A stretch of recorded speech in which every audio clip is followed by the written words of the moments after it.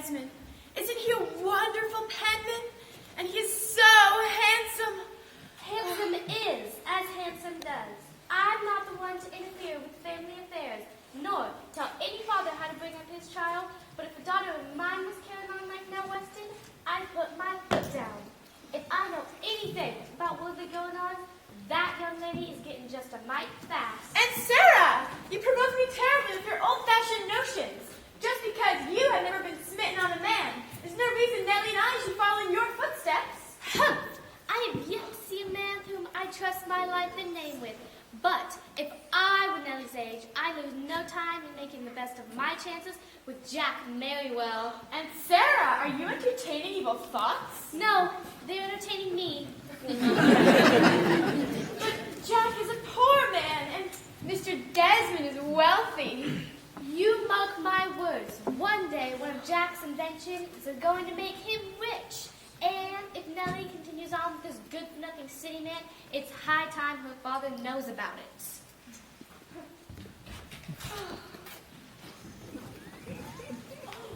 Thanks for fetching the mail, Mr. Thorne. Oh, here he comes now.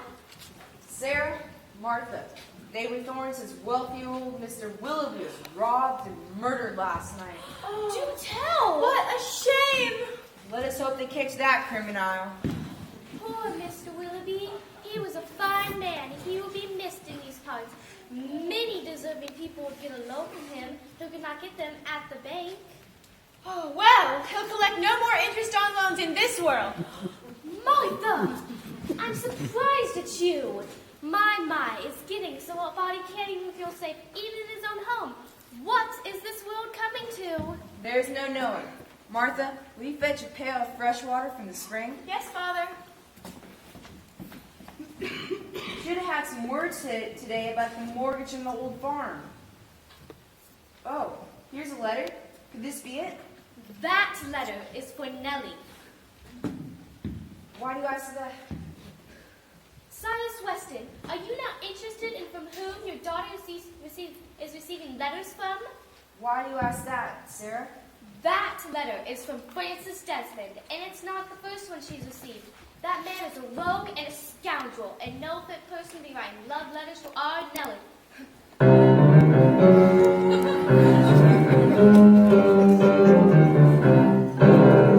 Do you really think so, Sarah? I know so. My name is not Sarah Weston. Then he ain't the man that's sparking our Nellie. I hope, Brother Silas, that a word to the wise is sufficient.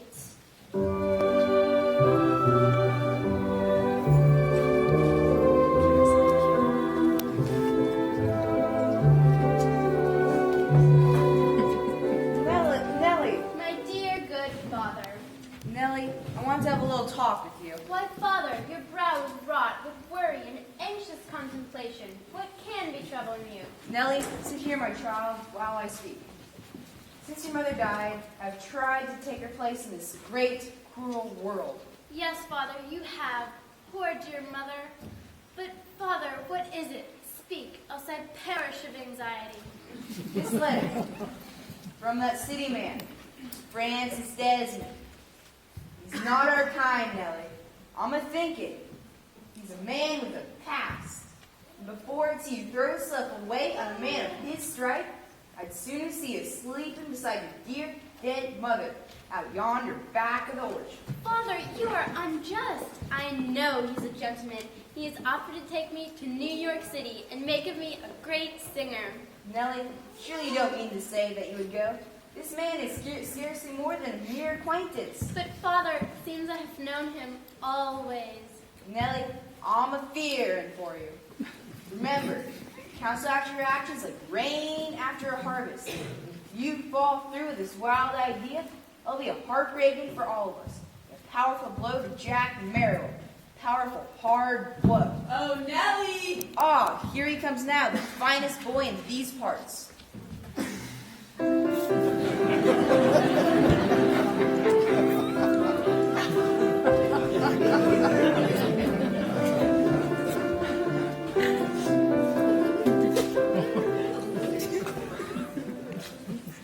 Good morning, Mr. Weston. Good morning, Jack, and welcome. Nellie, we have a caller. Nellie, Would you rather I not come? Of course not, Jack. Why do you ask? Well, for the past month, I've noticed a great change of your feelings toward me. I mean, have I done something that has offended you in any way? No, Jack. It is a foolish fancy that has obsessed you. You have never offended me. Well, then why didn't you come to singing school last night as you promised? Why, I waited there until 9 o'clock. I knew you wouldn't come after that late hour. As I passed your house, I saw a light burning in the window. I couldn't help coming to that window. You were writing a letter, and after you sealed it, you held it to your heaving bosom. And then you picked up a photograph of Francis Desmond and kissed it. After that, the whole world went dark. I retraced my steps back to the old schoolyard where we had spent so many happy hours together.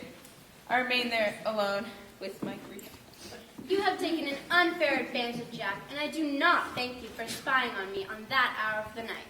I ask for your forgiveness, Nellie. It was rude of me, but why torture me further in this manner? If you have ceased to care for me, if your love has turned to... I cannot say it, Nellie. I cannot. Go on, Jack, say it! I know what you mean, Jack. I can never hate you. On the contrary, I shall love you, always. My Nellie.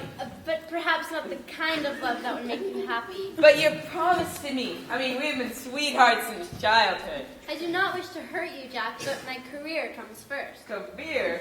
Mr. Desmond has arranged for me to sing in one of the finest music halls of New York.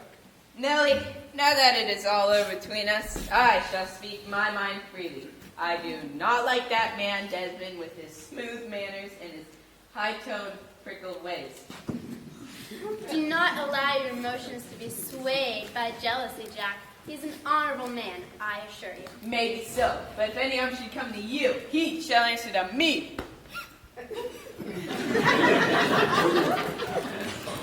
Nellie, there's a carriage coming into our yard, drawn by a pair of prancing black horses, and I think one of the men in the carriage is Francis Desmond.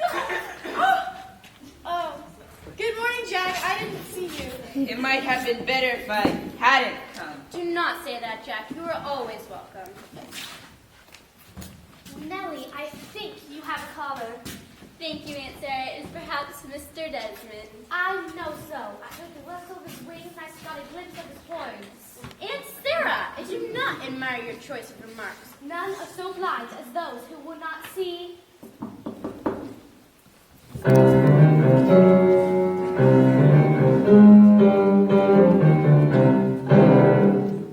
Oh, Mr. Desmond, come in.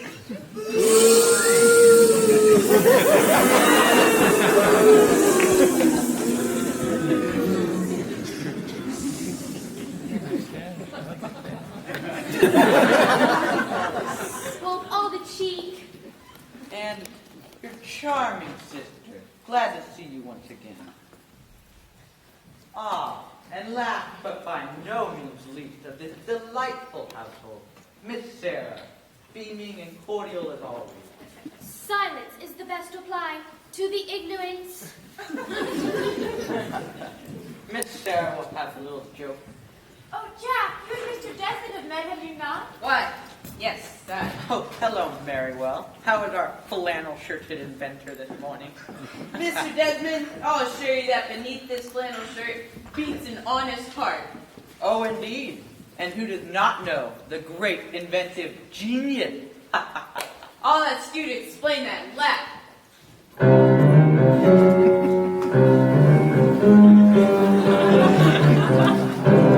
I have no exclamation to make to you, Merrywell. And now, if you'll excuse me, I prefer to speak to Nellie alone. I fear she's left alone with you. Why, you?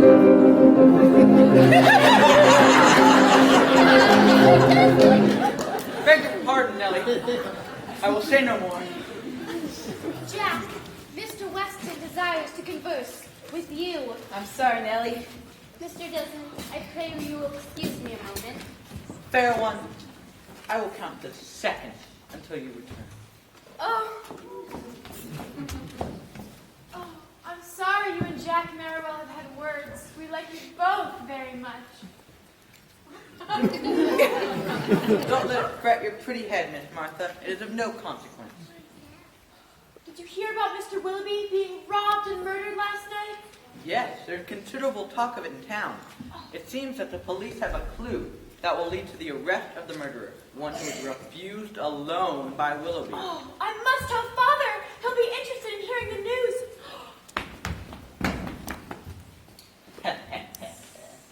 Yes, they have a clue. The poor deluded fools. Ha! Thanks to my cleverness, this crime will be fastened on our rural hero, Jack Merriwell. Ha ha ha ha! This game is for high stakes, and I shall win. They will never outwit Francis Desmond. Never! Bert,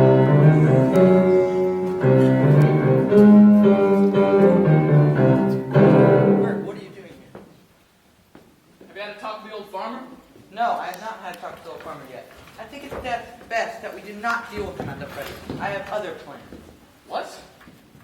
You know he has a beautiful and charming young daughter. But you have a wife. No, Bert. The lady in question only thinks she's my wife. I have my eggs in several baskets. Although I mean to win and wed the girl, the process is too slow. We must get a hold of the farm at once. What makes you so sure there's oil on this land? Listen, Bert. This Jack Merriwell is no fool. Yet with all his cunning, I'm going to foil his well-laid plans. How? He has invented a contrivance with which to locate oil. I'm certain he has found oceans of it on this farm. I get your point. The farm is heavily mortgaged, and the interest payments are long overdue. Merriwell has been trying to raise up money to buy up the mortgage, and is planning to marry the girl. And suppose he is able to buy up the money? He is too late. I purchased the mortgage this morning. Where'd you get the money? You didn't have it yesterday. Should I tell him?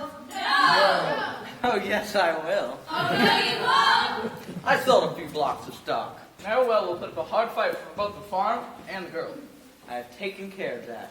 Jack Merriwell will be out of the way before the setting of the sun. Do you mean murder? No, nothing so elemental as that, Bert. My hands are clean in this mess. I plan to keep them that way. I wonder, where was he last night? Union Hotel. Thank you. Listen, Desmond, you were called the lone wolf because you always work alone. But you listen to me. With this deal, I'm in on everything or nothing. Can it be he does not trust me? I'm keeping nothing from you, Bert. You will always find me open and above board in everything. The girl is returning. Mr. Burke, you may wait for me in the carriage. I will join you anon. Yes, Mr. Desmond. You will pardon me, miss? Certainly, sir. Ah, Nellie, you grow more beautiful and charming with each succeeding hour. In my mind's eye, I can see you now, in one of New York's finest dance halls.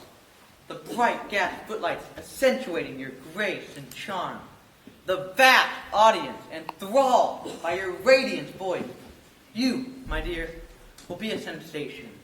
Oh, Mr. Desmond, your words overwhelm me.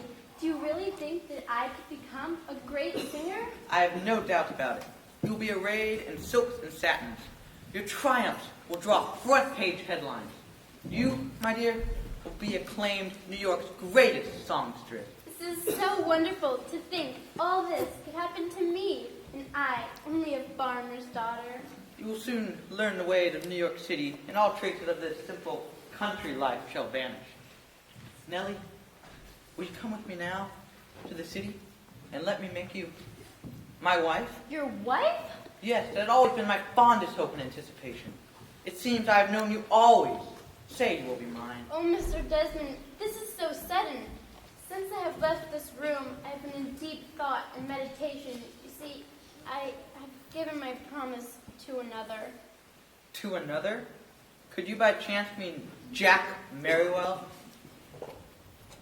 Your silence bespeaks the deed. Suppose you were learning he's a wanted man, a criminal. I would not believe it. I know he's a poor man, but he is honest and would never do anything unbecoming a noble gentleman. Noble, huh? You will change your opinion, my dear, when you have learned the truth.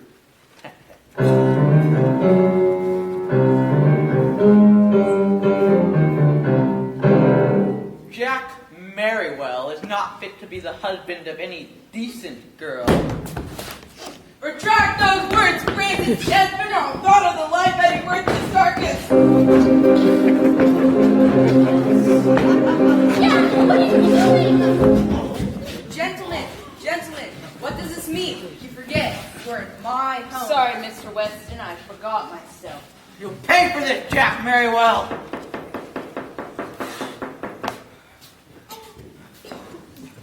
Good morning, Constable. Come in. Glad to see you. Well, you may be glad to see me, but there's one who will not be. Jack Merriwell, I want to have a conversation with you. Yes, Constable. Do you have any callers at your house besides yourself? No one, Constable. I've lived alone since the death of my dear old mother. Do you have anyone living at your house besides yourself? No one. This was found underneath your bed last night. What is it? Valuable papers that belonged to Hiram Willoughby was robbed and murdered last night. And among these papers is a letter from you asking Mr. Willoughby for a loan of $3,000, and him refusing it. I assure you, I did ask Mr. Willoughby for a loan, and he did refuse it. But I have no knowledge how these papers could have gotten into my house. Well, you can tell that to the court. Does anyone know where you were between 9 and 10 o'clock last night? Why, yes, Nellie knows where I was. Is that true, young lady? Do you know where he was during that hour? Why, yes, Jack told me. Does anyone else know of your whereabouts during that hour? No one, but I mean, surely you don't doubt my word. Your word? Ha! As usual, you find it has very little value. Constable, as an officer of the law, you are forced to put this man under arrest. And I demand that you do your duty. You're under arrest, Merriwell. Unless I deputize someone to assist you, we come without resistance. Certainly, but this is a terrible mistake. Surely none of you believe me guilty. Come with me, Merriwell. Nellie, do you all believe me guilty? Well, I do. Well, I don't. And neither do I. Nellie, I said come, Merriwell.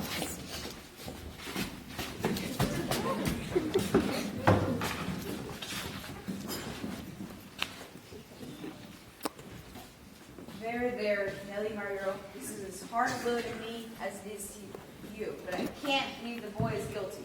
And Desmond, I do not think any more of you for the attitude you have taken toward Jack Merriwell. My only motive was to see justice done. I'm sorry if I have courted your displeasure, Mr. Weston, or I've come to ask for your daughter's hand in marriage. And I refuse it. I've been warned against you, Desmond, and now I see the reason for it. You would take it to the city with all its vices and corruptions? No, you're not the man for a daughter of mine. Now you listen to me. I have bought up the mortgage on this farm, and it was my intention to make you a present of it the day your daughter became my wife. But now that you have refused, you can suffer the consequences. Father! Ah, that blow struck home. Father, give your consent, and I will save you in the old home. No, never. Rather than have the name of Weston disgraced by allowing you to marry such a villain, I would lose everything and go over the hills to the poorhouse. The law may give you the right to take my old homestead, but you cannot take my daughter, Nellie. Oh, such grief. Jack Merriwell, a murderer, and my father to be turned from the old home. But Nellie, you can save him from that fate by promising to become my wife. Come, your answer. Should I? Dare I? No. Yes, I will marry you. Save my dear father. Now you're Be talking. sorry. Now you're talking like a sensible girl I know you to be. You do love me, don't you, Francis? With all my heart. Now we must arrange a time and place for you to meet me in New York. I think it'd be best if you come alone. It must be soon. I cannot stay here and face father, knowing I'm going to be disobeying him. Very well. I will leave for the city this afternoon. You catch the midnight train from Saunders Siding. It's only a short walk from here.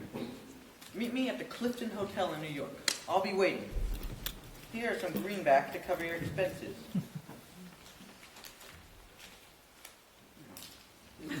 Yes, I will be there. My darling. Nellie, I told you to dismiss this man. Yes, father, he's just going. I'm sorry my presence is so displeasing to you, Mr. Weston. Huh.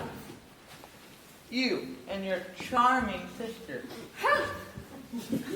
You know, maybe the next time we meet, I will ask you to leave this house. Remember, every dog has its day. Well, don't worry, puppy, you'll grow.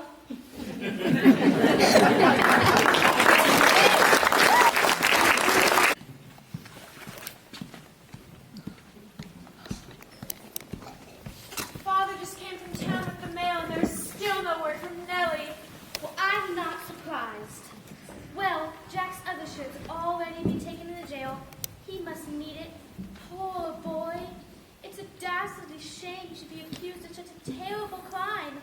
I know he is innocent of any wrongdoing, and will be proven at the trial. Nellie has been gone a week now, and Father's about to break under the strain. Ever since the day he left Silas was aged 10 years. Oh, poor Father. Oh, why did Nellie do such a thing? Well, I just can't forgive her for treating Jack Merriwell the way she did.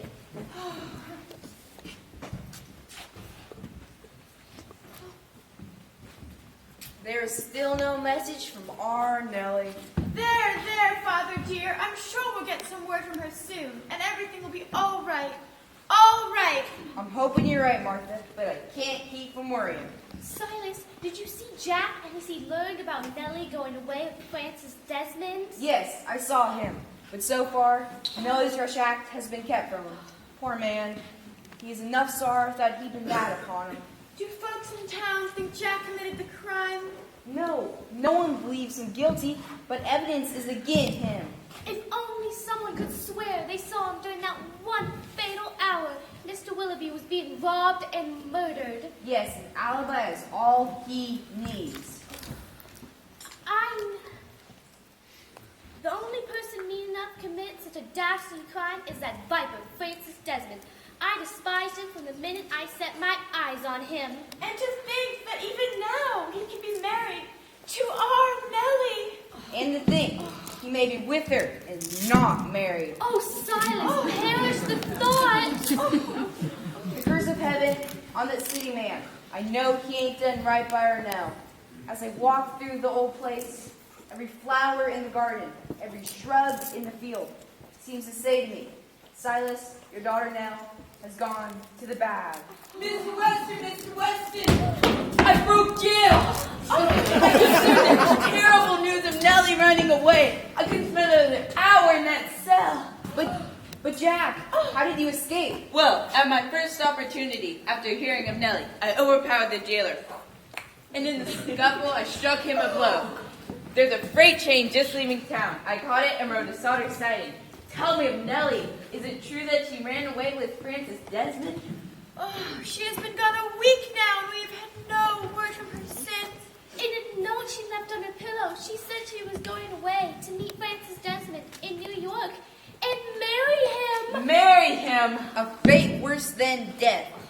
Well, thank God is my judge. I can save her, even at the cost of my life. But Jack, the officers may come for you at any moment. I'll hide in the barn until midnight, and then I'll catch the early express to New York. It's a great risk, Jack. The officers watch every train. I will ride the blind baggage, and when I get to New York, I'll search every inch of it till I find that villain. Someone is coming. It must be an officer. Come, Jack, you must hide. No, I will not implicate you in harboring a fugitive.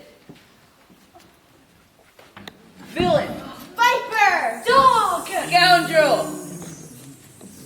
Can they mean me? What do you want here? I've come for Nellie. Is she here? You know she is not. I have not seen her since she left here a week ago. I hope you are telling the truth, Francis Desmond, but I'm afraid you are lying. What? How dare you? Dare you insinuate that I seek fault? What are you doing here? You're supposed to be behind prison bars. I'm riding Fleetfoot, the fastest horse in the state, and I will soon have the officers here to recapture you. Thanks for the information, but if Nellie Weston is in New York, I will find her. No, you will not go out that door. I warned you, stand aside. No! Ah! Ah!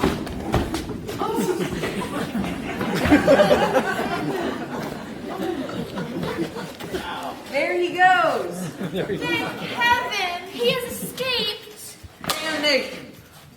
He has stolen my horse.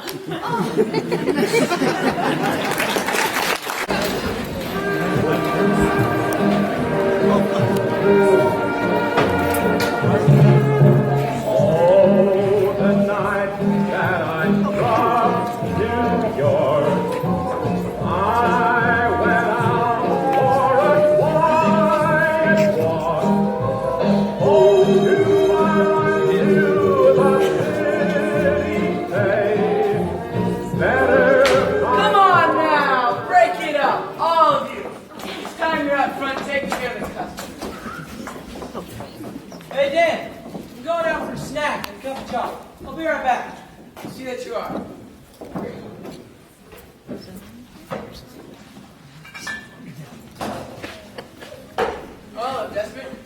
Ain't seen you for a week. Been out of town? Yeah, I had a little business to attend to up today. Got back last night. Say, Dan, you get the dope on anything lately?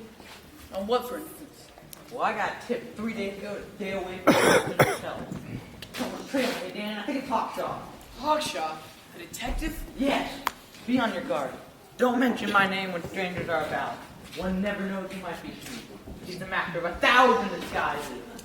What's the matter, Desperate? Got you a little nervous? Hey, I fear neither man nor devil. But I don't want to be trailed by that sleuth hound. I don't blame you for that. Oh, Desperate. Yeah. Just a little tip. Your wife is working here tonight. Thought perhaps you might not want to stick around. Damnation! Sorry, Desperate. Your talent's scarce. I had to hire her. God! Oh, hello, Burke. Hello, Dan. Howdy, Desperate. Hello, Burke. Well, where you been keeping yourself? I haven't seen you around the hotel lately. Been out of town.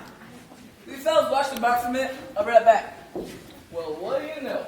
Have you had any news of the girl? Yeah, she showed up at the flat, but old Mag let her get away. Tough luck, Desperate. And even though I'll never marry the girl, old Weston will still not be able to pay off the mortgage when due. What about Merriwell? Jack Merriwell is a fugitive from justice and can give him no aid. It's a sure game, Burke. The farm and the oil will be ours. Ours is right. Remember, Desperate. No double crossing, all right? No double crossing. But Burke, you can trust me. I'll never give him a penny. One thing I pride in myself is I always shoot square. They do say there is honor, even among thieves. Hey, No offense, Desperate. Only a jest. yeah, when you get back to the hotel, ask for my mail. I'm staying away from the place. I got tipped 3 days ago. That Hawkshaw been seen there. It may have been a false report. Yeah, but nevertheless, I'm taking no chances. If there's anything for me, you can leave it at Mickey Mullen's. I'll be spending the evening over there. Aren't you going to be here tonight? I don't think so. There's someone working here I don't want to see. One of your old girls, eh? Yeah, my fourth wife. Curse her! Too many wives are somewhat of a nuisance. Well, Desperate, I gotta be going. Hey, I'll see you later at Mickey Mullen's. Waiting around here for old Matt. Got some unfinished business to talk over with her. Evening, us, Burke. Going over to the hotel, Dan. If you see a couple of gals over there, look like they might have some talent, send them over. I'll do that, Dan. Stay Desperate. Yeah. Whatever became of that girl you got lined up to sing for me? Yeah, well, there's been a little delay, Dan, but I'll get in touch with her soon. I could use her. Good-looking gals are scarce. Yeah. Well,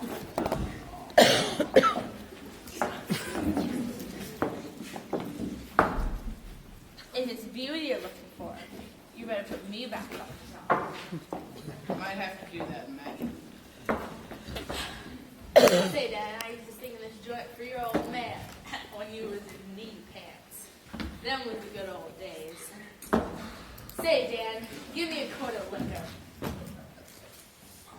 And here's $1 to pay for it.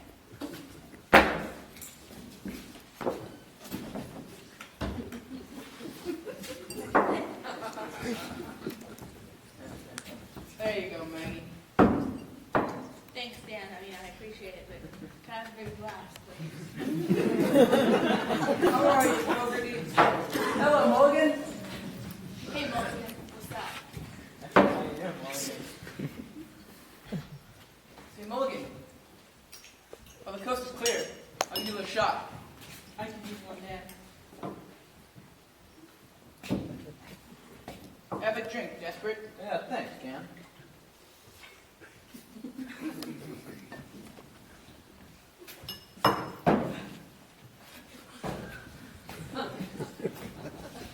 Now, Maggie, don't cheat yourself. After all, you paid for it.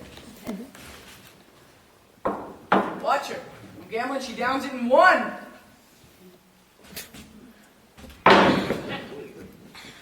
What, me? You want to chase her, Mag? A chaser? Nothing can catch that one, Dan.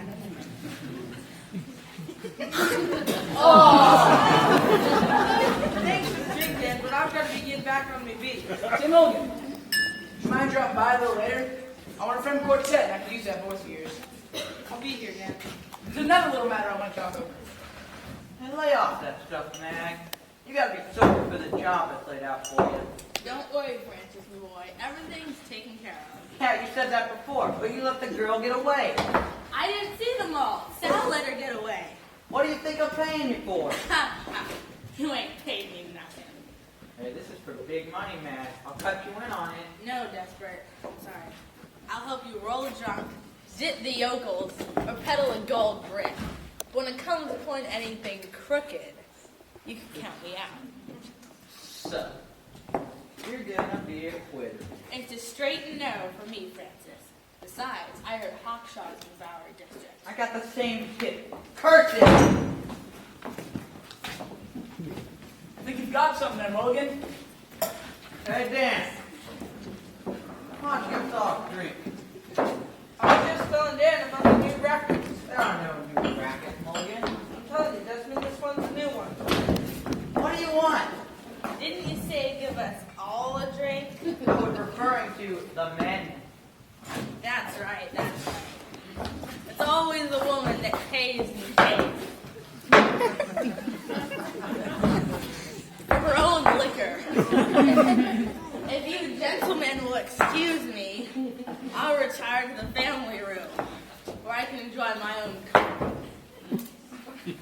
I don't blame you for that, Meg. She'll be dead to the world in 10 minutes. Thanks for the drink, Desmond. Mulligan, I'm depending on you to sing tonight. I'll be here, Dan. Hey, Dan. Is Monty about? I'm expecting him any time. Yeah, I'd like to see him when he comes in. I'll tell him, Desperate. Now I gotta go talk some things over with Mag before she passes out.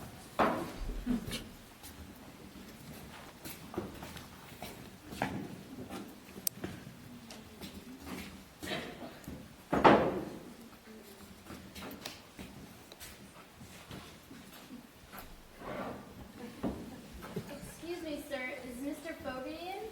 Why, yes, girlie. I'm Mr. Fogarty. What can I do for you? I heard you're in need of entertainers. Sure. Come over here and sit down.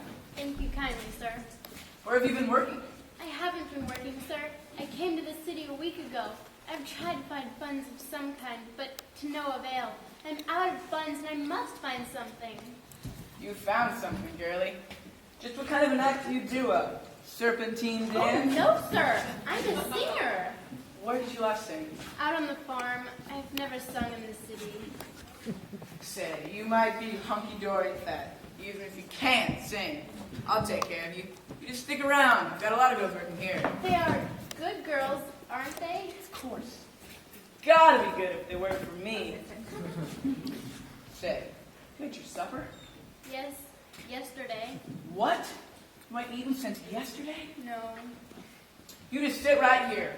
I'll run over to Tomaine Tim's, and I'll have feed sent over here that'll set you right. If anyone should come in, call the lady from the back. You'll feel better after you get the wrinkles out. I'll be right back.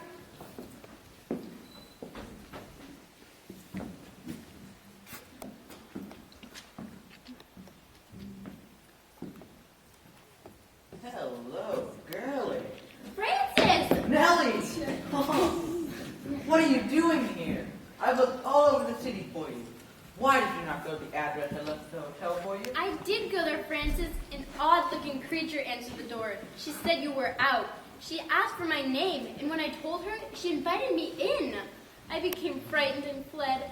I was heartsick and weary and could think of nothing to do but look for some kind of employment, but that was fruitless. Oh, my poor child. How you must have suffered. Come, we'll leave here at once. I have a warm and cozy flat waiting for us. But, Francis, I cannot do that, so I'm wearing a wedding ring. Oh, hell! I have that all arranged. There's a minister who lives nearby. He performs all of my... he performs the ceremony at any time I call him. Come, we will be married tonight. Not so speedy, Francis, old boy. I guess I have something to say about that. Sadie! Curse it! What do you mean? I mean, that man is my husband. Are you telling the truth? No, she lies. Oh, yeah? Well, sister, you don't believe me? Ask Dan Fogarty. He Parsons had been lucky. Oh, worse. Why, say, girlie, this bird can give cards and spades to a Brigham himself. If I wasn't there to hold him down, he gets spliced every time the moon changes. Oh. That's him, sister. There's double up. Twice, nothing. Will you kindly retire? Been tired? Say, I ain't going to bed for hours yet. But if you'll excuse me, I gotta get ready for the show. I'm a working girl. A working girl? Sure thing, baby. When you's married to kings like him, you's gotta work. Or stop. Will you leave us, please? Don't mention it, hubby, old boy. Sorry to trump your trick, but a wedding's a wedding with me. Will you go? Over the river, Francis, old boy. Skip together. So, that's the kind of man you are. No. Thank heaven your trickery was exposed, or it was too late. But Nellie. Don't talk to me, Francis. Well, Desperate, still here? Yeah, Dan, I was just leaving. Did you meet the young lady? Yeah, I did. Come right in here, girlie. There's a waiter coming around with a big feed. We'll bring it to the family. Thank you kindly, sir. Sorry to come to take the young lady away from you, but she needs food. No apology necessary, Dan. I'll wait for Monty in there. I'm warning you, stay away from that girl. I will.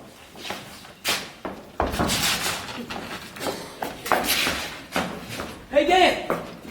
If anyone should pop in here right soon looking for me, I've been on the job all evening, see? Yeah, what have you been doing now? Not a thing, Dan, not a thing. I was just overseas beanery having sinkers and jobs, see?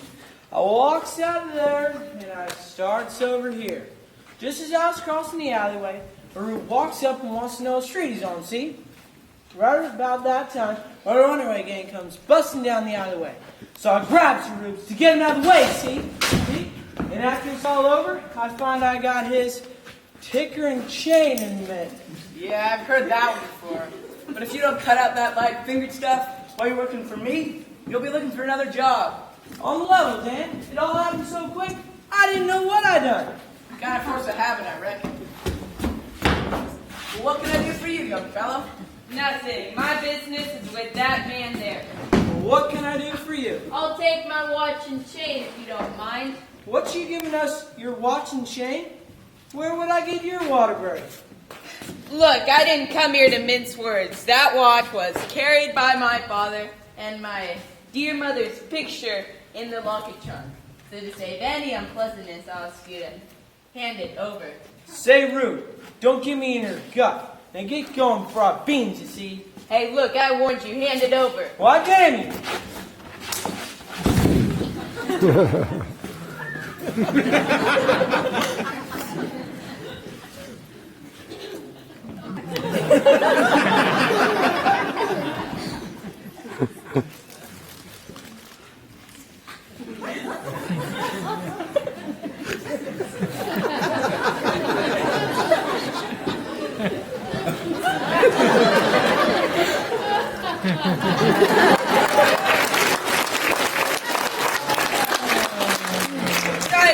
Sorry to have started a rumpus in your place, sir, but I'd have my watch back. Just a minute, young fellow. I want to have a little talk with you. Say, you're the real McCoy. Why, damn you! Pipe down, Monty. You got just what was coming to you. Say, just who are you? My name is Jack Smith. Glad to know you, Jack. My name's Dan Fogarty, and this is Monty Moran. Monty, come over here and shake hands with a better man than you are. Huh? Got a hand, you see, kid. Could you tell me I could find a reliable pawn shop, please? What do you need of a pawn shop? I'm in need of money, sir, and I thought perhaps I could borrow a few dollars on my watch. You'll not take that watch to a pawn shop. Really? I'll give you a job that'll pay for your room and chuck. Thank you, sir. I'll strive to please you. Monty, take him out to the dance hall. You can help Pete finish cleaning up the joint. This way, Bo. You have a bracelet before you start? Is it compulsory? Nope. Oh, Granddad. I would like a glass of milk. A glass of milk? You'll have to wait till the cows come home for that. Glass of milk. Dan, has Monty showed up yet? He's out in the dance hall. I'll call him. Monty! Yo! Desperate wants to see you in a minute. Be right there. Howdy, Desperate. There's another $1,000 bill I want you to unload for me. 500 of it's yours. Sorry, Desperate. Can't do it. What do you mean you can't do it? Just what I say. I found out the last one I passed was hooked up with a Willoughby murder. They got the serial numbers on all the rest of them. Don't say that so loud. Sorry, Desperate. I ain't taking no more chances. The weak lout, I'll take a Joan. Monty! Got the axe all lined up for the night show? All set to go, Dan. We're a little short of girls. Yeah, I know. Fritzy Hilt's in the Ooh Scout. In the Ooh Scout? Again? Sure, and she can sing a bird in a Gilded Cage in a real setting tonight. I'll not get her up. Told Sadie she'd have to do an extra number. And just where do you think you're going? We're in the East Side Club. I always likes to greet the carriage trade. I'm way off that like thinking stuff. Say, Dan, Monty told me Fritzy is in the clink, and I got to do an extra number. Yeah, that's right. Well, it'll cost you an extra buck. You'll get it. Did I sort of spoil it for you, hubby old boy? Hurt you! Cause I'm tinhorn. Sadie, I think you're in need of a shot. Thanks, Dan. What's the matter with you and Desperate? You don't seem to be hitting off too well. He says I'm not supporting him in the style he's been used to. We've got the dance all swept out, Mr. Fogarty. Is there anything else I can do for you? I doubt it, or you wouldn't be sweeping out dance halls. Come to think of it, there's a flock of tunes down in the basement. Clean them up and give them good polishing. Oh, to ever think I should stoop so low.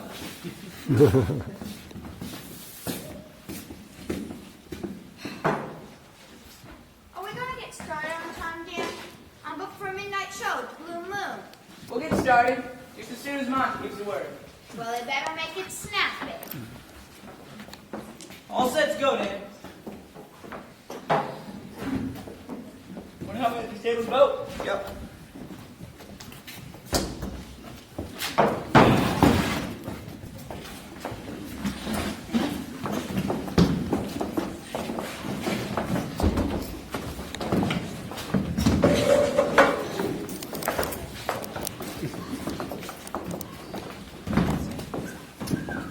Heads up, everybody. Get ready for your turn. And put some craft in this show tonight. This audience might be hard to please. Good evening, ladies and gents. We've got a great show lined up for you tonight. We're going to start off with Sadie Mae, who are into that very popular song entitled She May Have Seen Better Days.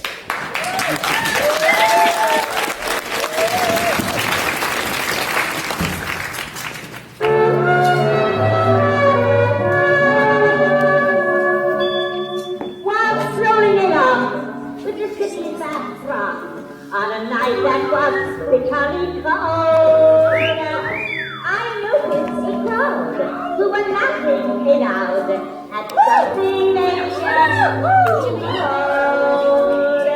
I stopped to see what the object could be, and there on a doorstep lay a woman in tears from the crowd's angry cheers. And then I heard somebody say, she may have seen better days when she was in her prime. She may have seen better days once upon a time. Though by the wayside she fell, she may yet mend her ways. The poor old mother is waiting for her, who has seen better days.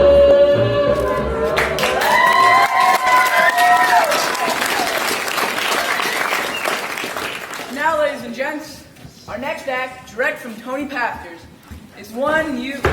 Oh, my darling! Oh, my darling!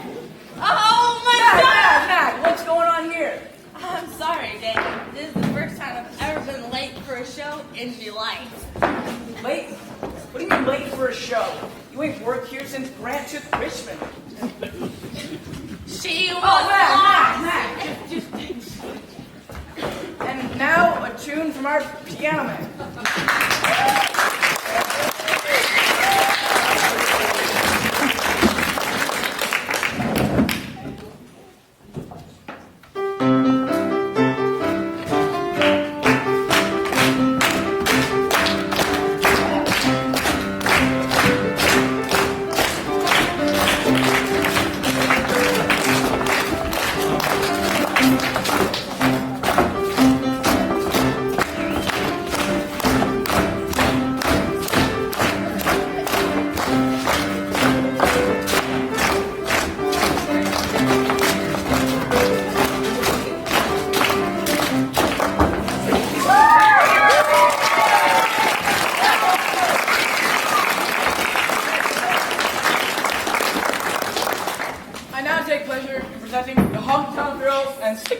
And strolling through the park.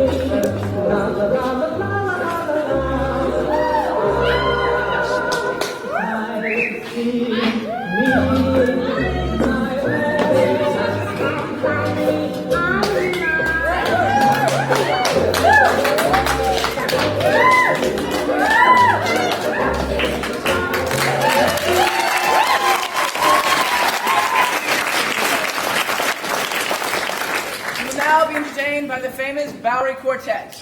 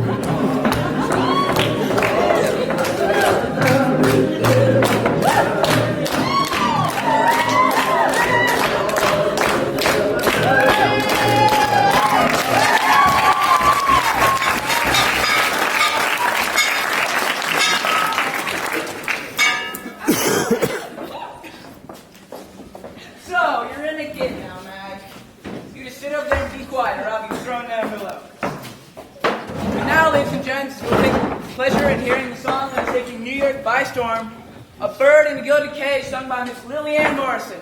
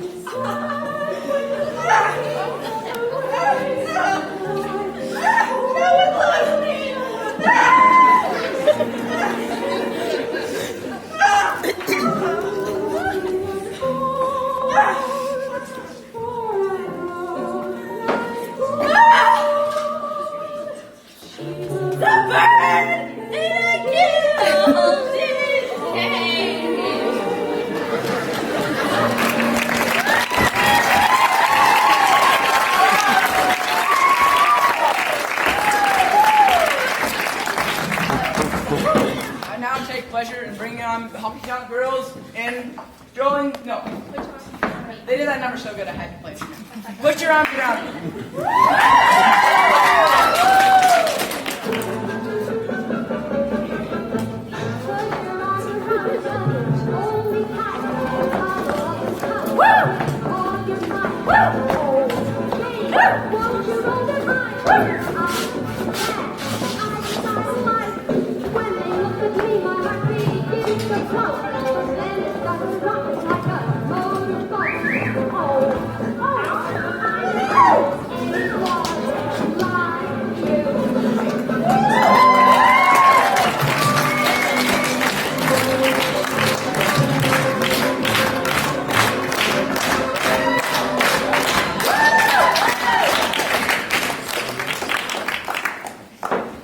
And now, another tune from our piano band.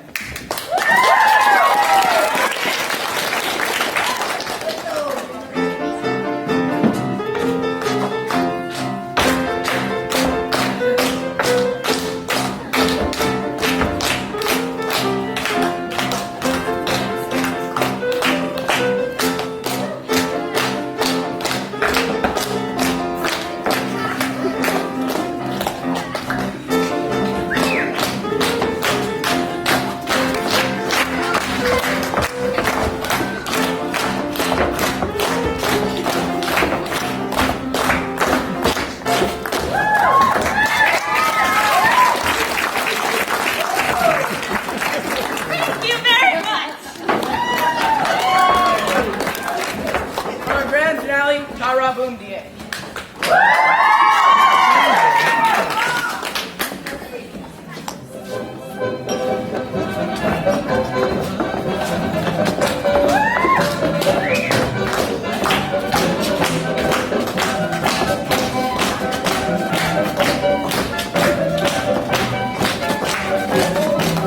When you're feeling kind of blue, you don't know what to do. Step into your dancing shoes, sing and dance the way you do.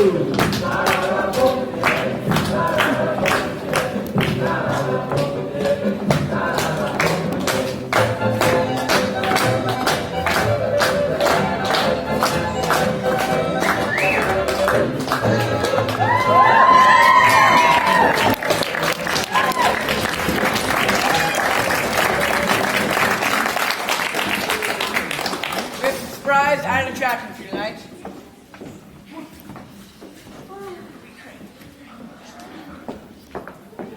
Little Annie Rooney.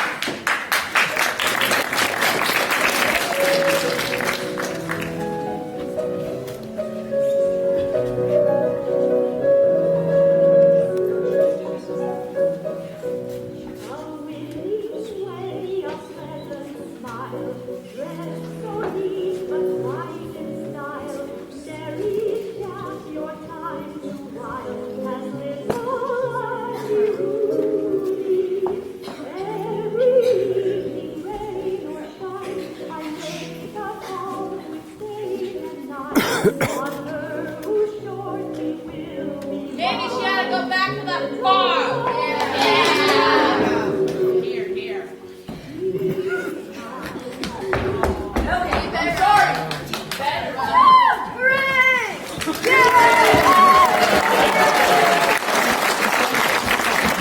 Where's the lady who just sang? What was that, youngin'? Where's the lady who just sang? Right there, I think. Nellie! Oh, I must have been mistaken. What's ailing him, I wonder? Must have fell asleep on the job and had a nightmare. Hey, James! Guys, come quick! Morris's carrots come down the street!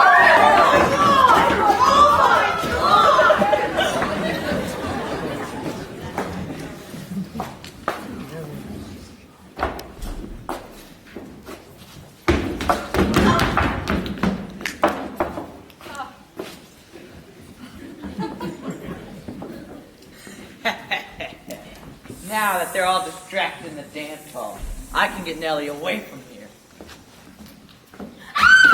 Nellie! My presence startled you so much? I am through with you, Francis Desmond. I shall leave here at once. Surely you will not leave without telling me goodbye. Come, I have a carriage waiting. No, Francis Desmond, base deceiver that you are, even though you were not tied to that woman by the holy bonds of matrimony, I would not have you. Now you listen to me. You forget that I still hold the mortgage on your father's farm. Marrying me is the only way to save him from utter ruin. Unhand me, villain. I see it all now. The deceitful words you have been pouring into my ears were only to debauch the honor of an innocent girl. But Nellie... Say no more, Francis Desmond. I tell you that wronged, suspected, outcast, adrift in New York, I would not fall so low as to become the wife of a villain like you. Enough of this idle talk. You're coming with me. Desmond! What does this mean? There's no affair here, Dan. This girl belongs to me. No, she doesn't. She's mine! Listen, Dan. This is the singer I said I'd bring here. Nellie, is this true? Well, take her. I don't want any of your discarded Janes. Amongst you gentlemen, is there not one man of honor? Will no one save me? Yes, I will!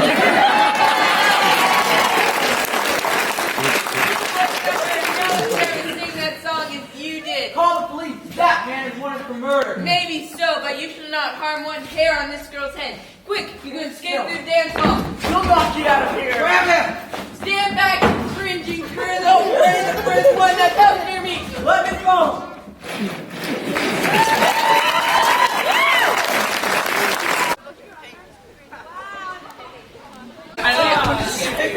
Hey, where's Tears? Hey,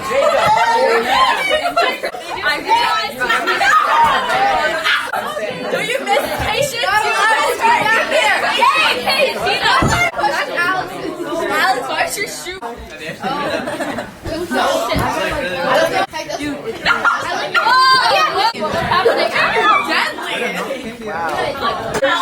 You should have heard the weirdo conversations here earlier. Okay, Kendra. What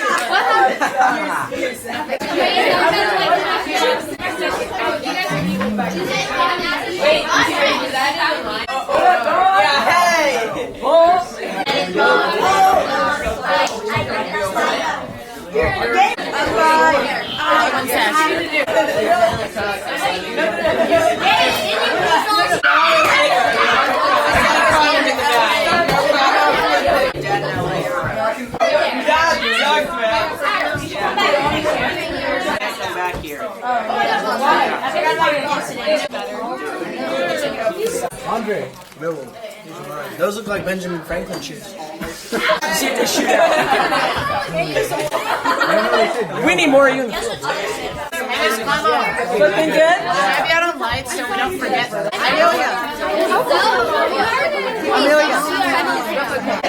Yeah, where's your brush?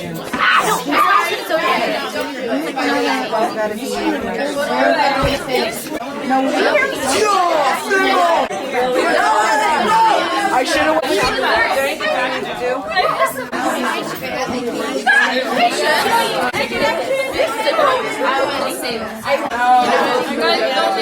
No, you're not. And Come on, Kenny. she's mine. Because you're looking too pale. Flew on!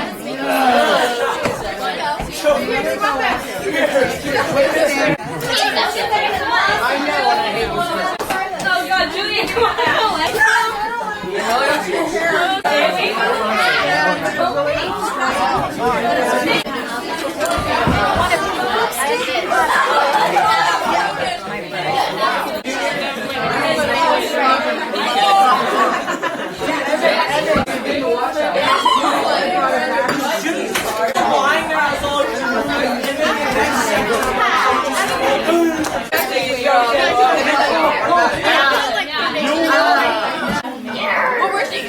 There's no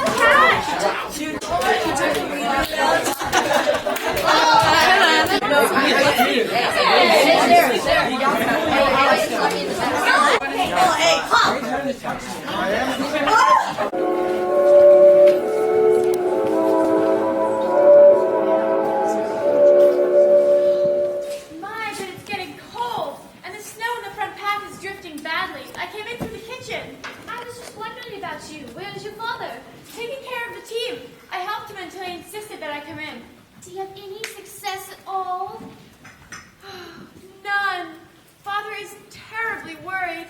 He was silent all the way home. I know there was no word from Nellie, or you would have mentioned it. No. Silas is getting more bitter towards Nellie every day. Oh.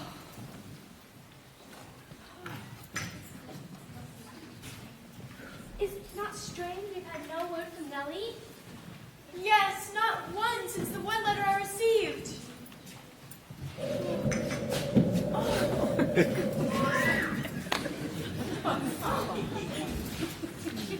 It's not a good night out for man nor beast. It's getting colder and colder. We were fortunate, Martha, to get home before the roads are blocked. Silas, do you think you'll be able to raise the money and pay off the mortgage? I'm afraid it's hopeless. During these hard times, money is tight. The bank said they could do nothing for me. Oh, do you think Mr. Desmond will turn us out of our home? It won't be our home after midnight, Martha. The mortgage falls due tomorrow. Jack mailed me the key to his house the day after he fled. I know he'd be glad to have us stay there. Oh, we were all so happy a year ago tonight. This is Nellie's birthday. Silence! Don't mention Nellie's name to me again. She has brought us nothing but sorrow. Had you not taken up with that villain Desmond, you would not have considered buying the mortgage in the old farm. Silas! But Father, she's still our Nellie. No, she's no longer a child of mine. She's dead to me forever. But Father, we may hear from her any day asking to come home. I did hear from her.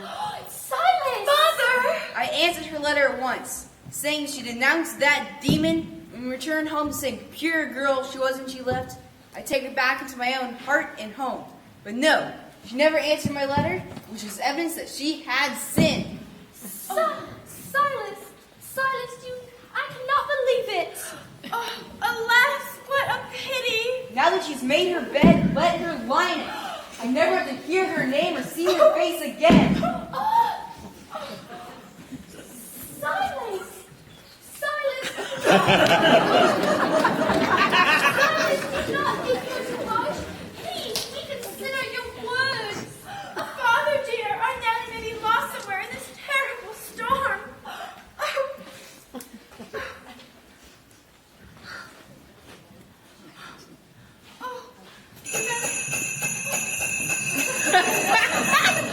They stopped. Could they be coming here? That gives me a ray of hope. I had a talk with Mr. Adams about a private loan. He said if he could raise up the money, he'd drive out tonight.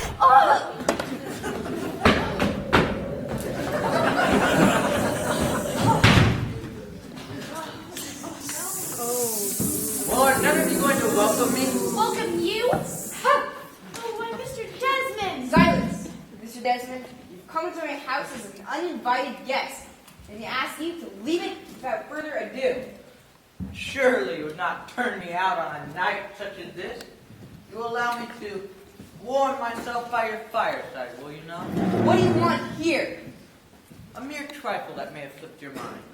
The mortgage that I possess on this farm, and it falls due tomorrow. And I haven't the money to pay it off. But, as yet, I have not asked you for the money. Oh, Mr. Desmond, then you will not ask us to leave at once? Stranger things have occurred, my dear. Under certain circumstances, I might even ask that you remain. Well, I, for one, will be packing my valise. I'm a firm believer in giving the devil his due. And Sarah! My opinion that Miss Sarah is not overly fond of me.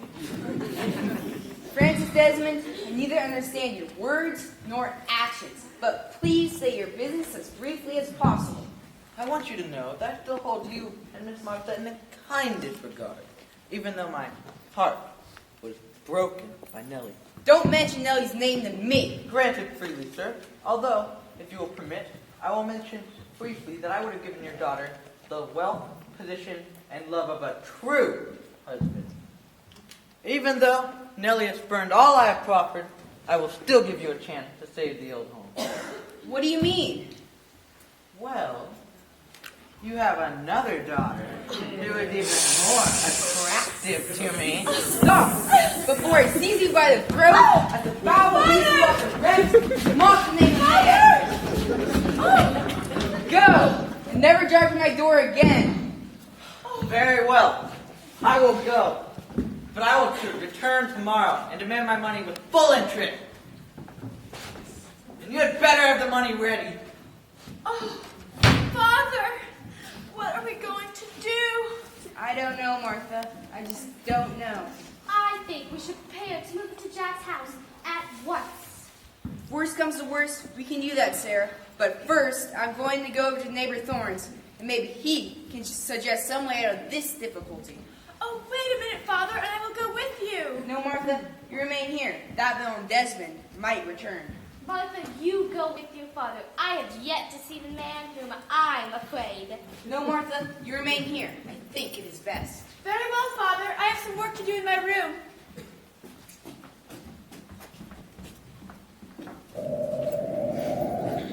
Huh, me afraid of that coward Desmond. If he were to come here right now, I'd be tempted to rid the earth of the lowest, dirtiest, most damnable... Sarah! That Jack Merrywell! Had I not been so angry, you may have frightened me. It's so good to see you. And I, you, Sarah. You have been a faithful friend through all my black despair. Did you come from New York? No, from Boston. I left New York 2 days ago. Have you seen Nellie? Once, where I found my first job, I was out of funds and was desperate. Through an unusual experience, I found work in a barroom and a dance hall.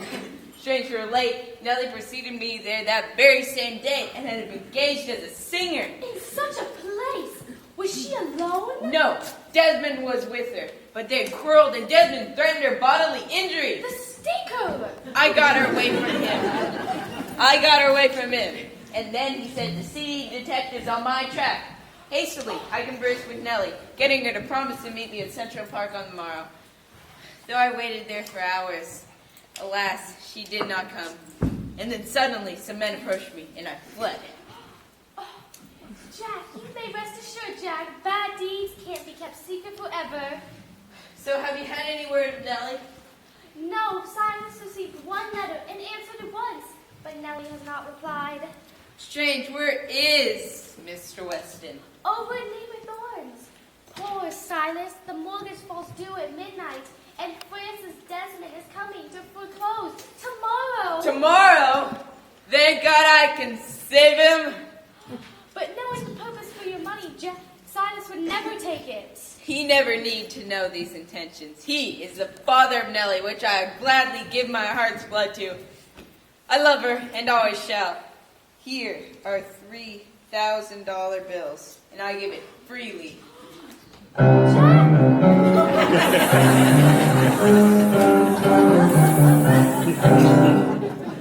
Jack, how wonderful! This will be just enough. I put it here, in this box with the interest money, and give it to Silas in the morning. I will go to town and see Lawyer Martin and prepare to give myself up tomorrow. Wait, I will go with you as far as Neighbor Thorne's. Come, my cloak is in the kitchen.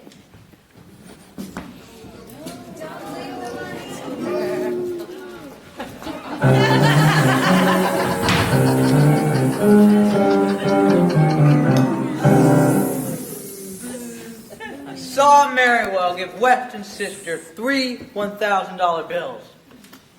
Where did she put them? In the piano. Yes.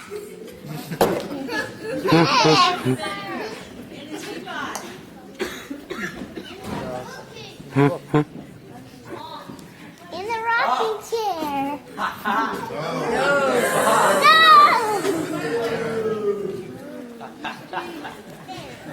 This is my great chance to indefinitely fasten the crime of the murder of Willoughby on Jack Merrywell.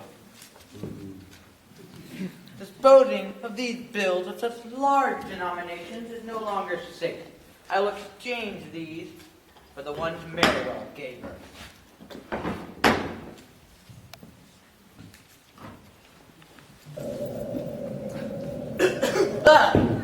Burke, I thought I told you to remain in the cutter until I returned. I surmise you're up to some trickery. You took money from that box. I want my half of it. No, I did not take money from that box. You see, still here. Should I tell him of my plans? Yeah. Yes, I will.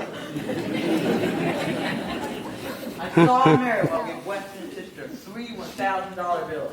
With some of the money he stole from Willoughby the night he murdered him. I do not want it in my possession. I see. The sheriff has the serial numbers of the Willoughby money. I will have him here tomorrow when old Weston pays off the mortgage. 'Twill be a pleasant little surprise for Jack Merriwell. I dare say. Now come, Burke. Let us make a hasty retreat before they return. A capital suggestion.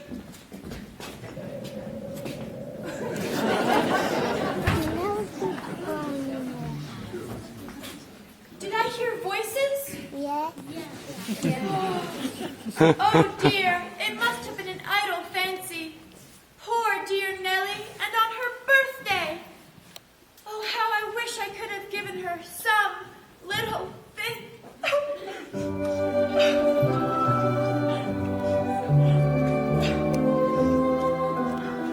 Oh. Oh, a baby! And no wedding ring on her finger? Nellie, is that your baby? It isn't a baby, Martha. It's a poor lost dog I found at Saunders siding. It's almost frozen. Oh, why, it's frozen stiff. I'll put it by the stove in the kitchen. My own dear home. Sweet home. Oh, Nellie, it is so good to see you. Oh, but of what am I thinking? Come, sit. You must be weary after your long journey through the snow. The excitement of coming home has buoyed me up, but where is Father? Over at Thorns, he'll return soon. Has Father ever forgiven me for running away? Oh, he forgave you for that, but I'm afraid he has not forgiven you for not answering his letter asking you to come home. But Martha, I never received his letter. Just as I thought. Poor sister. Oh, how utterly alone I have felt. There are so many temptations, and one is forlorn and without funds. How terrible! Could you not find employment? At times, but the pay is small and the work is scarce. Once, while seeking a position, my room rent was unpaid for, and I was without money for food. Oh, Nellie! After vainly searching for hours, I was distraught and consumed by fear. In a moment of weakness caused from fatigue and hunger, I accepted food from a man I scarcely knew. How terrible! He took me to a place where liquor was served and wanted me to drink with him. Poor sister! He became intoxicated and tried to kiss me. Oh! I summoned every ounce of my courage, and I said no. Lips that touch liquor shall never touch mine. How courageous! My picture turned to the wall. Oh, there, sister. Everything will be all right. Come, you must rest in your room. I will not tell Father and Sarah of your coming. It will be better to wait until morning. I know you will feel better after a good night's rest, and I know Father will forgive you. Good night, dear, dear sister. Thank God she came home pure.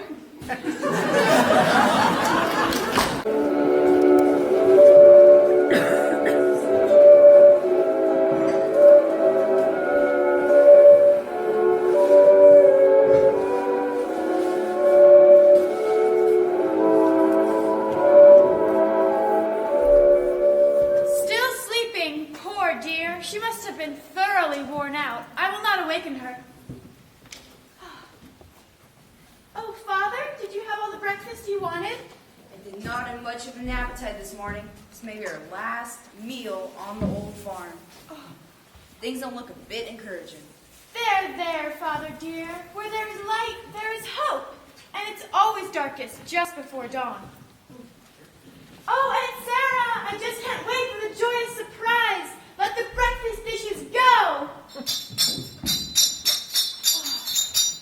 Now, Martha, you know it's not my way to let dirty dishes stand after a meal. After all, we have more important things to do this morning.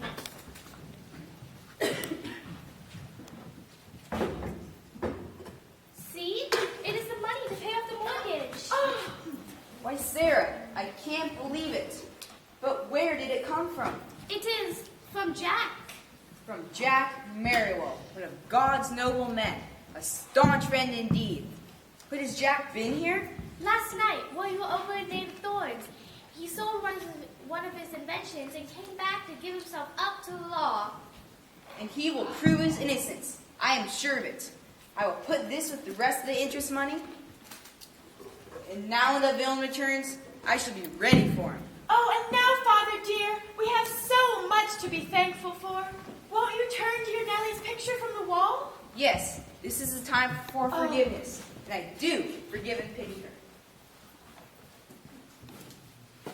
Come, Sarah Martha. Let's go through the kitchen. I'll clear the path of smell. Come, Martha.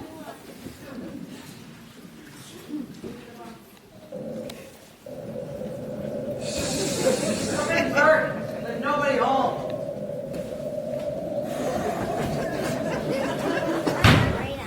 They must be here. There are no fresh vehicle tracks in the driveway. No, they just walked over to their neighbor's house. Wait a minute. The sheriff was to have been here. Could it be he had forgotten? Quick, Bert, drive back to town and fetch him. The sheriff will not be here, Desmond. What do you mean he won't be here? He is watching for Merriwell in town. Everything is playing right into our hands. The sheriff deputized me to make the arrest in case Merriwell shows up at the farm. I also have the serial numbers for the money stolen from Willoughby the night he was murdered. Clever. Very clever, Bert. We can't lose Desperate. I'll watch for him from the cutter.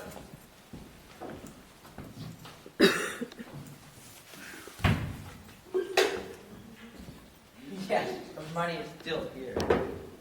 This is going to be my big day. This evidence will clear me of any suspicion and indefinitely fasten the crime on that rural upstart. Now, let Jack Merriwell beware!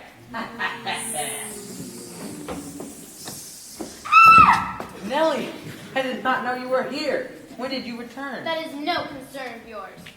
Tut, tut. You are proud considering the circumstances. But come, I forgive you. Can't you forgive me for our little quarrel? I am rich, and I have a true affection for you.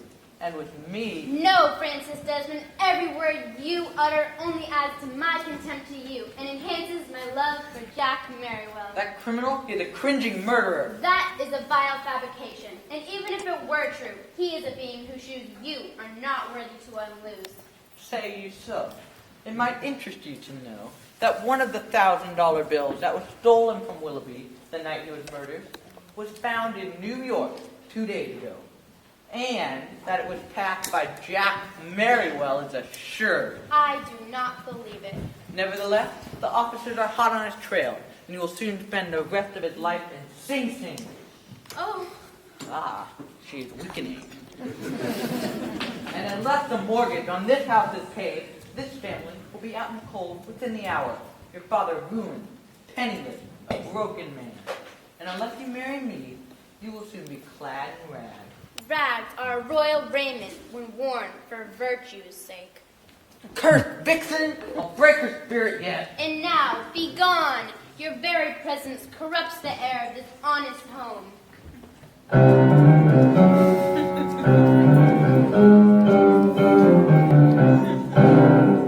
Not so fast, you proud beauty. I tried to win you by fair means, and you've burned my love. Now I shall win you by fair means or foul. We are alone, and you are helpless. And thus, mercy, ha, mine, Nellie! Great heavens!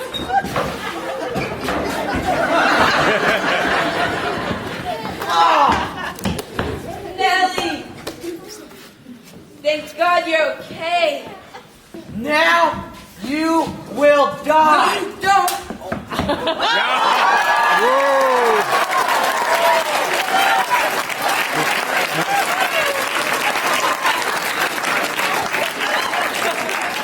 Curse it! Spoil again! Now go before I murder you with my 2 hands. Very well, I will go. But you will hear from me again. All of you! Nellie, you come back to us. You come back. Father, much for your first false step, and I condemn thee, my child. Forgive me. With all my heart. And Jack Merriwell, a friend in need is a true friend. You, true friend in time of dire need.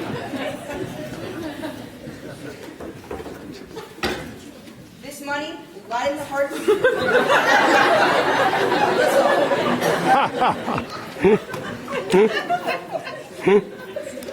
I'm glad to help you, Mr. Weston. And Jack, I'm sure you thought it rude of me for not waiting for you that day in the park, but it was for your sake that I remained away. For my sake. I learned that the officers were watching you every minute, thinking they might capture you. I've never been false to you, Jack, and I've loved you always.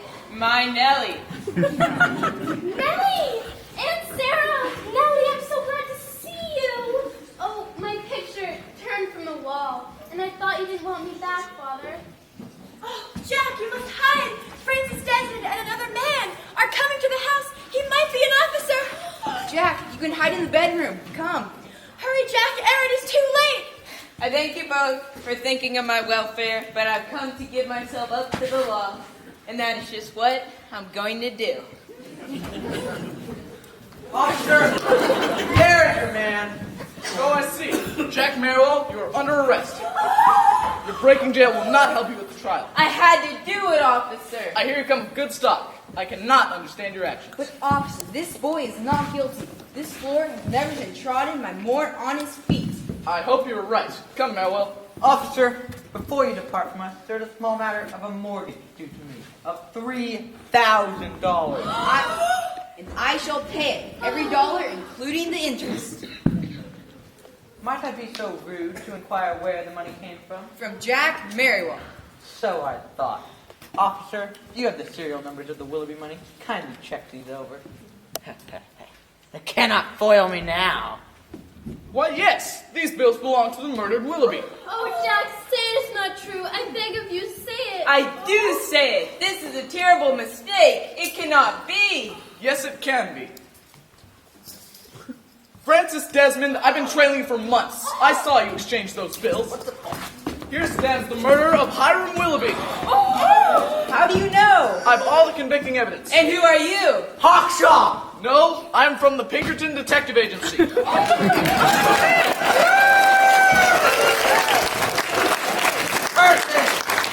foil again. But I'll be back.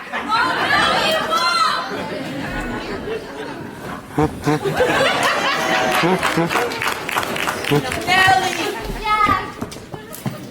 Ah, true love! Father! All's well that ends well.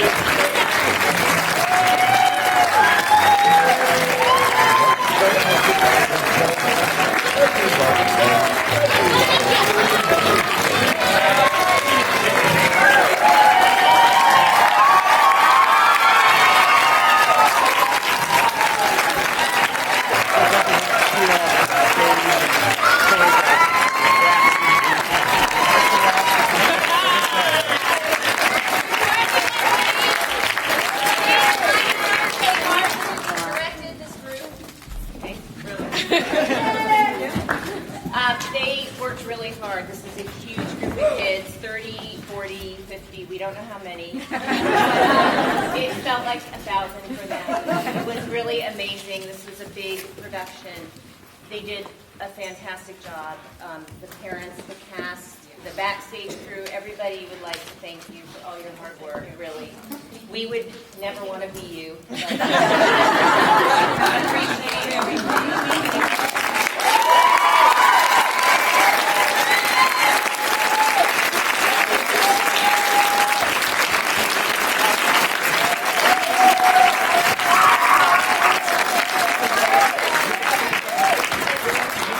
It really takes the whole community, and we really thank everybody, and there's been a lot of people who have helped us. And I couldn't do it without her, and I wouldn't do it without her.